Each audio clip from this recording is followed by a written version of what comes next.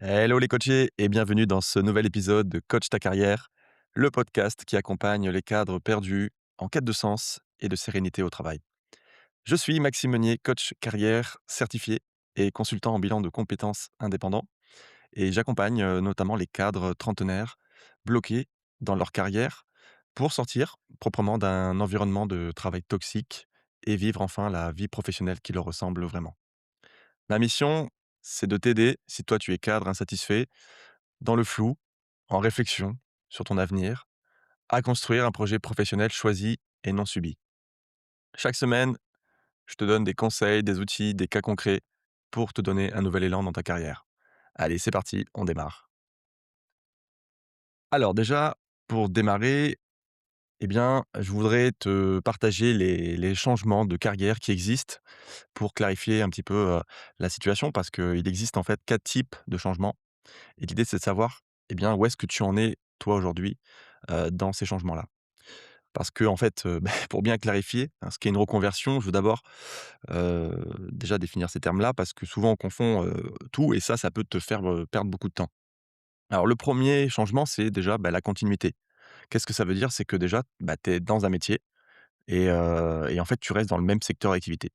Donc là, par exemple, tu es commercial dans l'automobile eh bien, tu vas chercher un nouveau poste de commercial dans l'automobile. C'est l'option la plus simple et souvent, la plus préférée aussi des recruteurs. Hem, 2 changement, le transfert. Donc là, tu restes dans ta fonction, de commercial, mais tu vas changer de secteur d'activité. Par exemple, tu es toujours commercial dans l'automobile et là, tu en as marre de l'automobile, tu veux devenir commercial, je sais pas, dans l'agroalimentaire, par exemple. Donc le métier, il reste le même, mais par contre, le secteur va changer. 3e changement, l'évolution. Donc là, tu restes dans ton secteur d'activité, mais tu vas évoluer, par exemple, vers une autre, fonction. Donc tu restes, admettons, dans l'automobile et tu en as marre d'être commercial. Et là, tu veux évoluer hiérarchiquement, par exemple, ou même, transversalement dans ton domaine. Et enfin, le 4e changement, c'est la reconversion professionnelle et c'est celle-ci dont je souhaite te parler aujourd'hui. Là, ça va être vraiment le grand saut, tu changes à la fois de métier et de secteur. Donc là, tu repars sur quelque chose de fondamentalement nouveau. Et c'est là que, du coup, beaucoup de gens se perdent parce qu'ils ne savent pas dans quelle direction, aller. Donc, vraiment, avant d'aller plus loin, pose-toi la question, toi, aujourd'hui, dans laquelle, de ces 4 catégories que je viens de te citer, eh bien, tu te situes aujourd'hui? Pourquoi? Parce qu'en fait, le point de départ incontournable, c'est vraiment de comprendre pourquoi tu veux changer. Quand tu veux te reconvertir, en fait, il est fondamental de ne surtout pas te précipiter. Avant de rêver au métier idéal, eh bien, il y a un travail qui est préalable, essentiel. Ça va être, le diagnostic, l'analyse, la prise de hauteur. Donc là, ça demande un vrai travail d'introspection et la première question à te poser, c'est: qu'est-ce qui ne me convient pas aujourd'hui? Moi, j'entends souvent, de la part des personnes que j'accompagne, c'est, par exemple, «Je fais trop de déplacements» ou alors «J'ai un poste, trop sédentaire» ou alors, «Moi, je veux, ce qui me convient pas aujourd'hui, c'est que mon management, il est toxique, mon environnement de travail est toxique». Ou ça peut être, la perte de sens qui revient souvent aussi, ou alors, un secteur, en difficulté, ou alors, le fait que, par exemple, je fais trop d'écran, je veux plus rester derrière un écran d'ordinateur, ou alors, on me micromanage, ou alors, j'ai pas de perspective d'évolution. Bref, la liste est longue, mais là, attention, on est uniquement sur des éléments négatifs et là, c'est normal, hein, c'est le point de départ, se dire: «Qu'est-ce qui va pas?» Là, l'étape 1 que je te propose, c'est de lister tout ce qui te pousse aujourd'hui à vouloir changer. Donc vraiment, sois honnête avec toi-même. Et la deuxième étape, c'est que pour chacune de tes insatisfactions, pardon, interroge-toi sur son origine. Est-ce que ton insatisfaction est liée à un contexte? Est-ce qu'elle est liée au métier lui-même? Ou bien est-ce qu'elle est liée à la façon dont tu l'exerces? Aux missions, aux activités?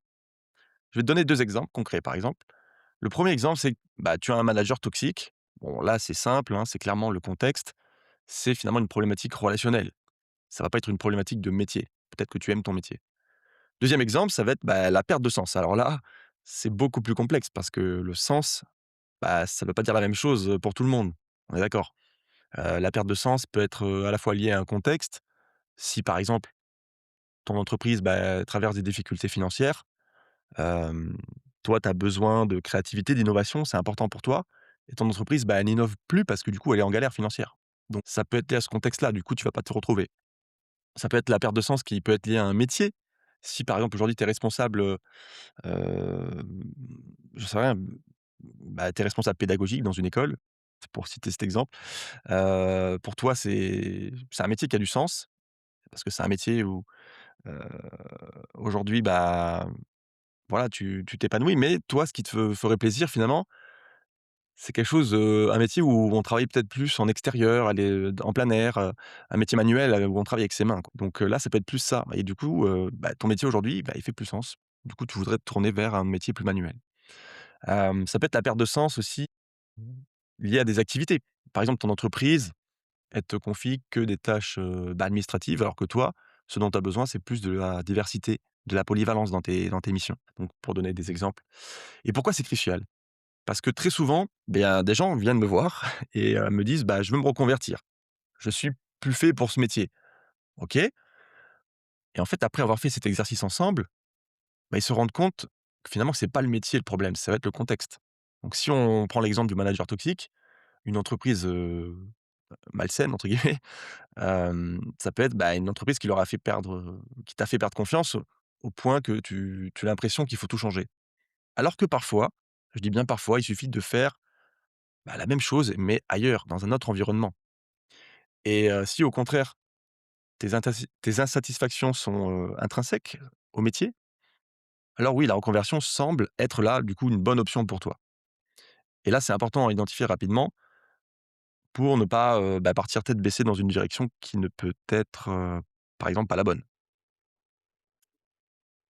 Donc maintenant, je voulais te partager, en fait, des questions, qui peuvent t'aider dans ta réflexion, des questions que moi j'utilise notamment, hein, qui peuvent t'aider pour notamment avant de te lancer. C'est des questions fondamentales qui vont vraiment t'aider dans ta prise de décision. Donc prends le temps d'y répondre honnêtement, parce que tes réponses, elles vont, bah, dessiner en fait le cadre, de ta reconversion possible ou non. La première question, c'est: qu'est-ce que tu veux avoir demain que tu n'as pas aujourd'hui? Exemple: aujourd'hui, je veux être, bah, beaucoup plus autonome. Je veux travailler, par exemple, à mon compte ou alors, bah, je veux gagner, au minimum, 50 000, 60 000, 100 000 €, voire plus. Ou alors, bah, je veux pouvoir travailler depuis un pays, un particulier ou une région, une zone géographique. Deuxième question, qu'est-ce qui te satisfait aujourd'hui et que tu veux absolument conserver? Par exemple, bah, moi, je veux garder un emploi salarié en CDI. J'ai besoin de sécurité. Ou alors, bah, j'ai pas envie de créer ma boîte, heu, voilà, je veux rester salarié. Je veux continuer, par exemple, à avoir aussi, bah, beaucoup de liens, de contacts avec, des humains. Ou alors ça peut être, bah, je suis aujourd'hui, à 10 minutes à pied de mon travail et bah, je compte, voilà, garder ce même timing parce que pour moi, ça me convient. Question numéro 3, qu'est-ce que tu veux améliorer? Peut-être qu'aujourd'hui, il y a des aspects dans ton quotidien actuel sur lesquels tu aimerais progresser. Du coup, lesquels? Quatrième question, qu'est-ce que tu es prête ou prêt à sacrifier? Et là, attention, sois vraiment précis ou précise parce que le mot, par exemple, quand on parle de rémunération, bah, si tu dis: «Un petit peu, je suis prêt à baisser un petit peu ma rémunération», ouais, OK, mais ça veut dire quoi, un petit peu? Hem, Moi, je te donne un exemple concret, hein, quand j'ai des gens en appel découverte qui me disent: «Moi, j'en sais rien, je gagne 57 000 €, 60 000 € et je suis prête à perdre un petit peu en rémunération», bah, je lui demande: «C'est quoi un petit peu?» Parce que si c'est, perdre, bah, par exemple, à hauteur de 50 000 €, donc minimum 50 000 € brut, eh bien cette contrainte, va rendre la reconversion compliquée, voire impossible. Pourquoi? Eh bien parce que se reconvertir, ça signifie, bah, changer de métier, de secteur, mais ça veut dire, de près ou de loin, bah, redevenir, d'une certaine manière junior. Et est-ce que vous connaissez beaucoup de métiers juniors rémunérés à 50 000 € brut? Bah, moi perso, j'en connais pas. Donc ça veut pas dire que tu pourras jamais te reconvertir. Peut-être qu'aujourd'hui, avec tes contraintes, finalement, c'est peut-être pas encore le moment venu. Donc quand je parle de contraintes, c'est à la fois personnel, familial. Mais peut-être, voilà, que dans 1 an, 2 ans, 5 ans, bien les contraintes, elles auront évolué et la reconversion sera tout à fait possible. Donc il y a une histoire aussi de bon timing, à choisir. Question numéro 5: est-ce le bon moment pour toi de te lancer? Alors, d'un point de vue personnel, familial, mais pas que. Ça peut être, financièrement, d'un point de vue aussi psychologique, mental.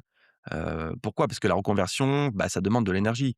Ça demande d'avoir de la clarté mentale, d'être, dans une forme de disponibilité intérieure. Et si, par exemple, tu traverses un burn-out, bon, bah, si tu traverses un burn-out, par exemple, tu dois savoir de quoi je parle. C'est peut-être pas le bon moment de rajouter, une couche de réflexion intense sur ton avenir. Moi, ce que je te conseille, c'est de prendre d'abord soin de toi, de recharger tes batteries et quand tu iras mieux, bah, tu reprendras cette démarche avec beaucoup plus d'énergie et d'efficacité. Voilà, donc les 5 questions que je voulais te partager, ce sont des questions qui te permettent de confronter, bah, des pistes que tu as peut-être en tête aujourd'hui avec, la réalité de ta situation et aussi parfois, bah, elles peuvent, considérablement réduire ou au contraire élargir ton champ des possibles. Alors maintenant, je voudrais qu'on aborde, une méthodologie que je vais te partager pour réussir ta reconversion. C'est une méthodologie concrète, en 7 grandes étapes pour, aborder ta reconversion de manière, disons, plus sereine et la plus efficace, possible. Alors la première étape, c'est déjà de t'interroger sur tes valeurs. Autrement dit, qu'est-ce qui te fait lever le matin? Alors ça peut paraître une question, un peu banale, mais finalement c'est hyper puissant. Qu'est-ce qui est vraiment important pour toi? Ça, c'est la première étape. La deuxième étape, c'est d'identifier tes compétences, tes connaissances, tes qualités, mais aussi tes talents. Et surtout, pose-toi cette question.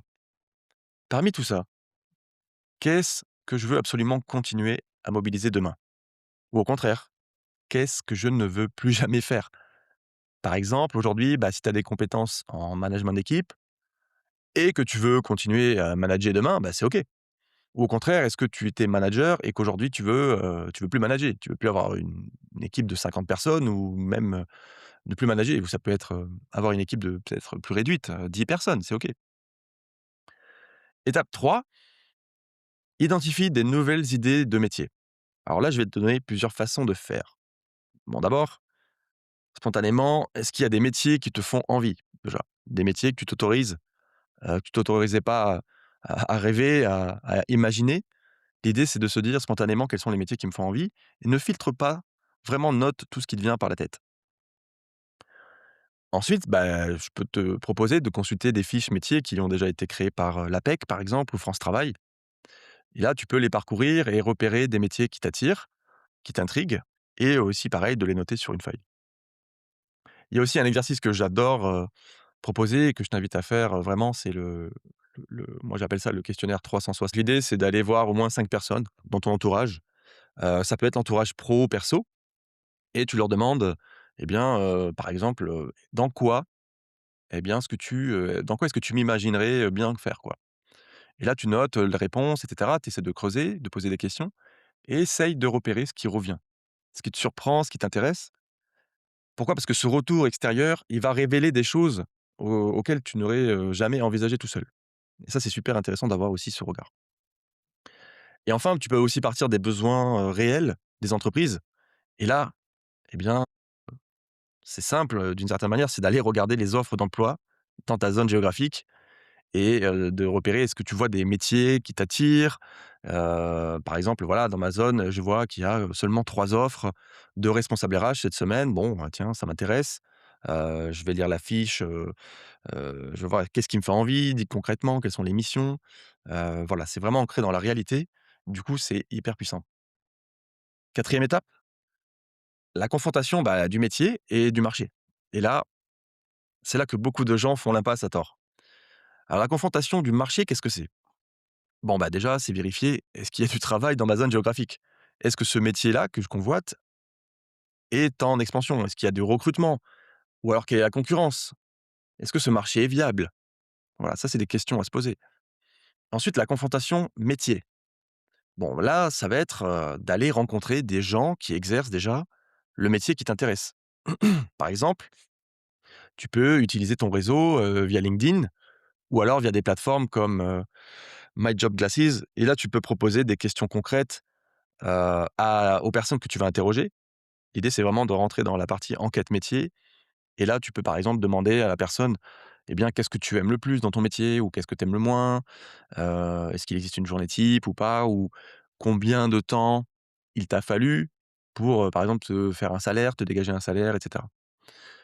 Parce qu'il arrive souvent qu'un métier, bah, qui te faisait rêver, par exemple, de l'extérieur, bah, finalement, ce métier, il te paraît, beaucoup moins attrayant une fois que tu as vu ce qu'il implique vraiment au quotidien, quoi.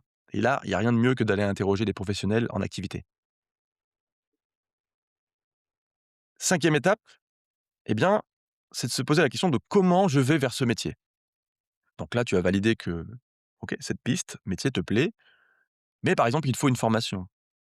Donc là, ce que tu peux faire, bah, c'est de contacter déjà par exemple, des centres de formation qui proposent cette formation-là, de comparer, de demander des programmes, des devis, voilà les modes de financement possibles, est-ce que c'est éligible au CPF? Et là, tu peux aussi parler à des anciens diplômés. Tu peux, par exemple, voilà, rassembler toutes ces informations-là dans un tableau ou autre et commencer à comparer, en fait, les formations qui existent et les feedbacks que tu auras récupérés. 6e étape, eh bien, là, tu vas évaluer la viabilité du projet et là, c'est seulement à ce moment-là, une fois que tu as toutes les cartes en main, que tu vas pouvoir évaluer si le projet il est vraiment faisable. Effectivement, est-ce qu'il y a une formation qui existe dans, ce projet? Donc ça, tu l'as déjà vu, mais est-ce qu'elle est déjà reconnue par l'État ou est-ce qu'elle dure 1 an, 2 ans, voire plus? Est-ce que donc ton CPF peut financer une partie? On l'a vu, ça change tout et là, à ce moment-là, ce qui se passe, c'est que souvent, l'erreur, c'est de foncer tête baissée sans avoir fait ce travail. Moi, je vois beaucoup de gens qui me disent: «Ouais, je vais faire une formation entière» et puis finalement, ils se rendent compte qu'au bout du compte, eh bien, ils avaient mal appréhendé le métier. Ils sont allés trop vite parce que, bah, à ce moment-là, i le marché, il n'existe tout simplement pas ou ils peuvent pas se rémunérer. Dans ce cas-là, bah, c'est plus un loisir, hem et donc l'idée, c'est de pas aller trop vite à ce moment-là. Donc les gens évaluent peut-être, la formation comme la solution, mais parfois, c'est bien de choisir quelle formation correspondrait réellement à ce qu'on veut faire, pour éviter de se retrouver dans une impasse. Et la 7e étape, eh bien, c'est de créer ton plan d'action. Et là, bah, en fonction de tes objectifs, tu vas définir des étapes concrètes avec des échéances, les ressources à ta disposition. Et là, on va réellement mettre de la structure dans ton projet. Donc là, c'est super important pour savoir, beh, par quoi est-ce que tu démarres et éviter de t'éparpiller. Voilà et enfin, je voulais te partager, bah, les clés de succès pour réussir ta reconversion. Ça me semble important. Pourquoi? Bah, voilà, on arrive à la fin, de l'épisode et je veux te laisser vraiment avec, bah, 4 clés de succès que j'ai pu observer chez les personnes, que j'accompagne et qui réussissent vraiment leur reconversion. La première re la première re clé, c'est vraiment de prendre le temps de construire ton projet. Pourquoi? Parce que la reconversion, c'est vraiment du pas à pas. C'est en faisant petit pas par petit pas que tu vas avancer avec clarté et c'est aussi le prendre le temps parce que c'est un processus qui s'étale entre 3 à 6 mois selon les personnes et donc il faut du temps pour, bah, à la fois contacter, les professionnels, mener des enquêtes métiers, laisser, les idées mûrir aussi, se laisser le temps de la réflexion et même le temps lui-même, sans rien faire d'autre, bah, c'est une variable à ne pas sous-estimer. Souvent, les choses prennent beaucoup plus de temps que ce qu'on l'on imagine. Ça, c'est du vécu. Ensuite, la clé numéro 2, c'est de bien s'entourer. Est-ce que, par exemple, tu es dans un environnement plutôt, bah, aidant ou est-ce que ton entourage, même personnel, hein, est-ce que ton entourage peut te parasiter? Est-ce que, par exemple, tu as un conjoint ou une conjointe qui a peur du changement et qui va regarder, bah, ton projet avec ses propres peurs, son propre, prisme et qui va te dire: «Attention, n'y va pas» et cetera parce qu'en fait, ça révèle ses propres peurs. Donc évite de trop parler à cette personne de tes démarches au début parce que en fait, ces peurs, elles vont pouvoir, finalement avoir un impact négatif et freiner les tiennes. Et parfois, il vaut mieux avancer un peu dans le silence pendant quelques semaines, quelques mois pour ne pas être freiné avant même d'avoir commencé et se décourager par la suite. Clé numéro 3, eh bien, autorise-toi, fais-toi confiance et ose. Va au bout de tes rêves, va au bout de l'exploration de tes pistes. Peut-être qu'elles ne mèneront nulle part, mais au moins tu n'auras pas de regrets et tu auras été jusqu'au bout. Et vraiment cette démarche-là, elle a une valeur inestimable. L'idée, c'est de se dire: «OK, je je vais faire cette piste-là, mais derrière je vais apprendre quelque chose quoi qu'il arrive». Quatrième clé et la dernière, c'est, bah, la reconversion, ça se mérite finalement. Il faut être prêt ou prête à y consacrer de l'énergie. Il faut s'investir en soi-même, il faut également, bah, prévoir des moyens financiers aussi, notamment si un projet de formation est prévu par la suite. Voilà ce que je voulais te partager aujourd'hui. En tout cas, j'espère, sincèrement qu'il t'a apporté, des éléments de réflexion concrets pour pour ta réflexion, pour ton projet. Et si c'est le cas, eh bien, pense à t'abonner au podcast pour ne pas manquer les prochains épisodes et surtout partage-moi aussi, voilà ta progression en commentaire de ce podcast. Moi, j'adore, lire aussi, vos retours et tu peux aussi me retrouver sur LinkedIn ou Instagram. Et si aujourd'hui tu es, cadre dans le privé ou dans le public, que tu es dans un stade où, voilà, tu es complètement perdu et tu veux qu'on fasse, le point ensemble, eh bien, sur ta situation professionnelle, sache que tu peux directement aussi prendre rendez-vous avec moi via le lien que je mettrai, en description sous cet épisode et on passera, voilà 45 minutes en visio ensemble pour faire le point sur ta carrière et voir ce dont tu as vraiment besoin. Voilà, belle semaine à toi et je te dis à la semaine prochaine pour un nouvel épisode de Coach ta carrière. Ciao, ciao.